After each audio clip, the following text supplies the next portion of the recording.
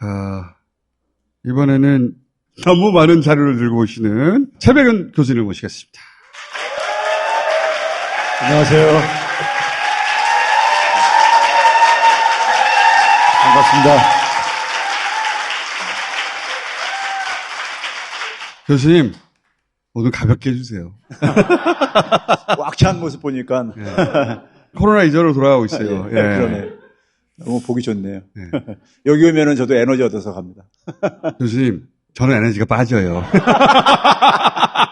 그 언론들, 검찰들이 이재명 대표를 이렇게 저렇게 필사적으로 죽이려고 하는 이유를 좀 이제 경제적인 측면에서 좀 이제 말씀드리도록 하겠습니다. 자, 빨리. 일본의 경제 성장률이 나왔어요. 윤석열 정부 기간 동안에 일본은 1.01%가 성장률을 달성을 한 거고 우리는 0.6%뿐이 우리 달성을 못했는데 윤석열 정부 기간 동안은 일본이 우리를 앞섰어요. 네, 처음 이게 앞서버렸습니다. 이게 일본이 저성장 국가, 잃어버린 30년 얘기하잖아요. 처음으로 역전됐어, 처음. 문재인 정부 시절에는 어땠냐? 일본이 마이너스 할 때 12% 했다고, 코로나 시기에. 네. 비교가 안 돼, 비교가.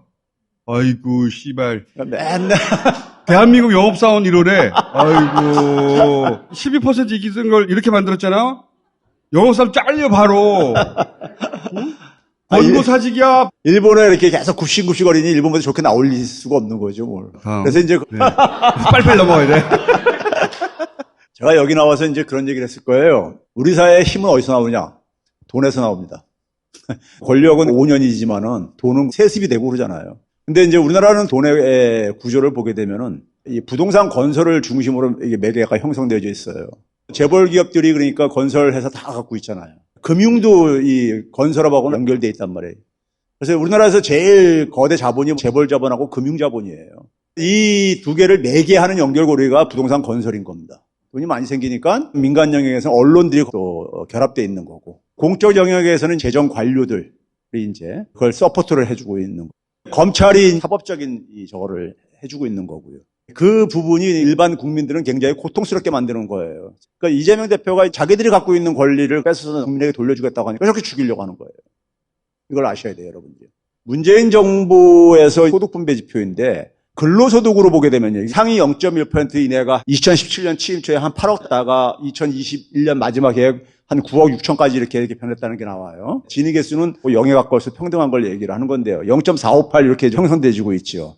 5분위 비율이라는 것은 상위 20%하고 하위 20% 간에 몇 배 차이가 나느냐. 근데 이걸 보게 되면 문재인 정부에서는 초창기에 최저임금에 굉장히 포커스를 맞췄었잖아요. 2017년 거는 박근혜 정부 때 정한 거고요. 2018년에 16. 예, 2019년인데 이제 거의 한 11% 이렇게 두 자릿수로 이렇게 하고 나서 융당 폭격을 받았잖아요, 이게는요. 그렇죠. 나라 망한다고. 나라 망한다고요. 근데 저 때 조금 개선이 됐어요. 이렇게 했더니 개선이 이렇게 됐죠. 소득 분배들이 개선이 됐어요. 15에서 14로 개선이 됐죠. 그러다가 이제 융단 폭격 맞고 나서 문재인 대통령이 2018년 7월 달에 수석 보좌관 회의에서 2020년까지 최저임금 1만 원 달성 공약을 지키지 못할 것 같아. 그러면서 이제 2020년, 21년에는 최저임금 인상률이 뚝 떨어졌죠, 그러니까요. 그러니까 자연히 뭐 악화되잖아요. 그러니까 소득 5분위 배율이 16, 이제 박근혜 정부 시절에 이제 이게 결과죠. 그리고 나서 이렇게 개선되어 가다가 이게 이제 2.8%, 1.5% 줄어들었어요, 인상률이. 그러니까 이게 다시 늘어났죠. 네. 5분위 배율이. 늘어난 거예요. 그 다음에 이 앞에 소득은 근로소득 중심으로 이제 본 거고요. 근로소득 말고도 자산소득 같은 것들이 있잖아요. 이거 보면 우리나라가 소득 불평등이 얼마나 심한지를 보여줍니다. 상위 0.1% 이내의 1인당 평균 소득은요, 16억 6천만 원 정도 됩니다.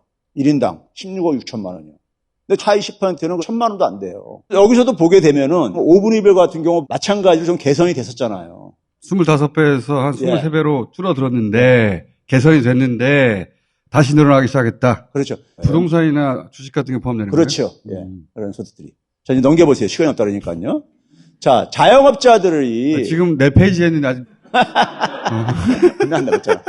자영업자들이 실제로 통계 분석을 해보면요, 가장 힘든 게 뭐냐면은 장사가 안 되는 거예요. 그다음에 임대료죠. 네, 그렇죠. 그런 것들이죠. 최저임금이 인상이 되니까는 거의 없었을 때도 자영업자가 줄어들었었어요. 그리고 최근에 줄어드는 것은 뭐냐면은 이 팬데믹이 이후에 그러니까 이거는 이제 코로나 상황이죠. 최저임금 가지고 난리 쳤을 때도 예. 실제로는 자영업자 숫자가 늘은 해도 있었어요. 예. 최저임금의 영향을 자영업자들이 그렇게 크게 받은 게 아니다. 예. 최저임금에 목을 매는 이유가 저임금 노동자들이 최소한의 생계를 유지하기 위해서 필요한 소득이라고요. 그런데 그 소득이라는 것은 일을 해서 벌어들이는 소득도 있지만은 정부로부터 지원받는 소득도 있어요. 그걸 사회소득이라 한다. 예, 사회소득이요. 근데 우리는 사회소득 비중이 굉장히 작아요.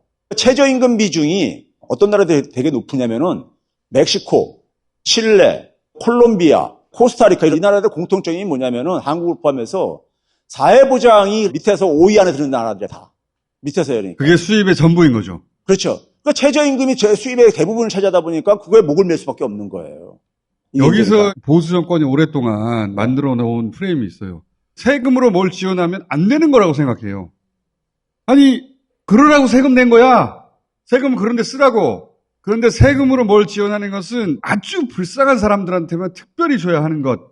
적선처럼 만들어 놨다고. 선진국들이 아니 내가 세금 내가지고 당연히 난 지원 받아야지. 이렇게 생각하는 거하고 우리는 불쌍한 사람한테만 세금 쓰는 거야. 이렇게 프레임을 만들어 놓은 거거든요. 그걸 깨야 되는 거죠. 재경 관료들이 다 이게 움켜쥐고 국민들한테 세금 거둔 돈을 지돈처럼 생각을 하고 있다고요. 이게 묶어놓은 거예요. 소득 차이가 엄청나잖아요. 근데 최근에 난방비 얘기를 하는데 국민들이 힘들어 죽겠단 말이에요. 오늘 보니까는 가스요금하고 전기요금 계속 올릴 수밖에 없다고 산자부 장관이 그랬더라고요. 더 올린다는 거 아니야, 예, 이제. 그러니까요. 그러니까 이제 그게 아직 끝나지가 않은 거란 말이에요. 실제로 임금이 지금 줄어들고 있는 상황이거든요. 물가 폭탄 맞으면서요. 여기 한번 봐보세요. 여기 어딜 봐야 돼요? 여기 맨 왼쪽이 소득 수준을 쭉 나열하고 있는데 하위 10%는 388만 원뿐이 안 되잖아요. 한 달 수입이 30만 원 조금 넘는다는 얘기예요. 상위 0.1%는 거의 17억 원 가까이 되는 거고 그러니까 엄청나게 차이 나잖아요. 엄청나게 차이가 나요. 우리가 세금을 걷어가지고 어디다 쓸 것이냐. 예를 들어 가구당 한 100만 원씩 지원을 해준다고 해보세요. 계산해보면은 상위 16%까지는 자기가 지원받는 것보다 더 세금을 내게 돼 있어요.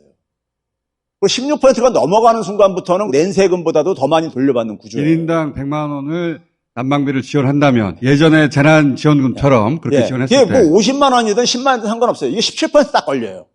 16% 밑에는 혜택을 보는 구조예요. 국민한테 세금을 걷었어.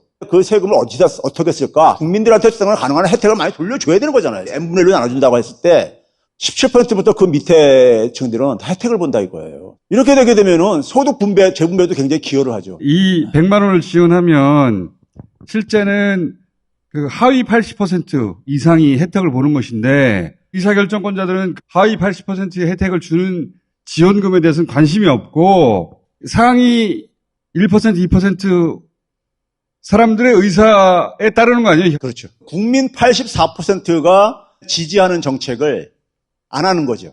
국민들이 정치를 외면한 비용이에요, 이게요. 그리고 아까 그랬잖아요. 자산소득에서 그러니까 불평등이 대부분 발생하고 있다. 세금을 징수할 때. 이 조중동이라든가 이 특권 세력 때 우리 종부세 할 때 아주 극소수만 내는데 종부세 2%밖에 안 내는데 집도 없는 사람이 종부세 걱정하잖아. 네? 그렇게 만드는 게 그러니까 프레임의 힘이거든요. 그 프레임을 이 악순환을 고리를 끊어야 돼요. 쉽게 예를 들어 드릴게요. 우리 사회 100명으로 국민이 있어요. 그럼 거기서 토지에서 만을 건다고 해보세요. 그럼 하위 50% 토지가 없으니까 내는 세금도 없는 거예요. 고위에 조금 있는 사람들은 60 정도 세금을 냈어요. 그러니까 빨간색이 뭐냐면 걷어들인 세금액입니다. 20%도 80을 걷었어요. 토지가 조금 더 있기 때문에. 그리고 맨 상위의 5%가 아까 봤듯이 토지가 집중되어 있는 이들한테서 한 1인당 1340씩 걷었어. 그럼 다 걷은 게 많이 되는 겁니다. 이걸 이제 100씩 나눠줬어. 똑같이. 하위 50%는 세금은 0을 내고 100을 돌려받는 거야. 20%는 세금 60 내고 100을 돌려받으니까 40이 남는 거야. 고위에는 80을 내고 100을 돌려받으니까 20이 남는 거고요. 이런 식의 구조인 거예요. 90 내지 95%는 지지를 할 수 있는 정책이잖아요. 손해를 안 보니까는. 이걸 하게 되면 재정 관료들이 끼어들 틈이 없는 거야. 세금 거둔 걸 그냥 바로 국민한테 돌려주는 거니까. 그러니까 이게 소위 말해서 재정 민주주의인 겁니다. 국민에게 거둔 세금을 국민에게 다시 돌려주는 방식인 거죠. 기본소득, 기본사회가 이재명 대표가 하는 게 이 얘기인데 그러다 보니까는 자기들이 가지고 있는 특권을 건드리고 앉아있는 거야. 세금을 걷어가지고 자기들이 쓰고 싶은 데다 쓰는 거. 이걸 건드리고 앉아있으니까는 그렇게 죽이려고 하는 거예요, 지금요. 이재명 대표가 그 카르텔의 균열을 만들 사람이라서 그렇게 죽이려고 하는 것이다. 그렇죠. 그 다음 4기 민주정부는 실패의 원인이 뭔가 복귀할 수밖에 없는 거잖아요. 권한을 국민에게 돌려주는 방식, 국민을 주인으로 받들고 국민에게 그러니까 권한을 돌려주는 이게 재정민주주의거든요. 우리가 검찰을 해체하자는 얘기가 왜 그런 거예요. 국민이 부여한 권한을 가지고 남용을 하는 거잖아요. 똑같은 겁니다. 교수님, 근데 그런 이유로 이재명 대표를 싫어하는 거는 이제 이해가 가거든요. 근데 윤석열 대통령은 이 말을 이해할까요? 윤석열은 그 밑에 있는 모질이들이 저는 되게 모질이들 같아. 이번에 김건희 그 판결문 가지고 자기 계좌를 활용당했다. 활용당했다. 계좌를 자기 의사와 관계없이 그랬다는 거 아닙니까? 그걸 지금 해명이라고 동상공 저기 이제 이 모질이들이 내놓는 거 보고서는 얼마나 모질이들이에요. 국민들 중에서 그걸 납득할 사람이 누가 있어요, 그거요? 난 그 지지층들도 난 그건 납득 못 한다고 봐요. 자기 계좌가 활용당했대. 돈과 관련되는 걸 그렇게 방치하는 사람이 어디 있습니까? 계좌가 외로웠나 봐. 그러니까 머리들이 그렇게 나빠요? 그런 식으로 그걸 해명이라고 내놓고 앉아있냐고요. 이미 그런 얘기 좀 일부 나오더라고요.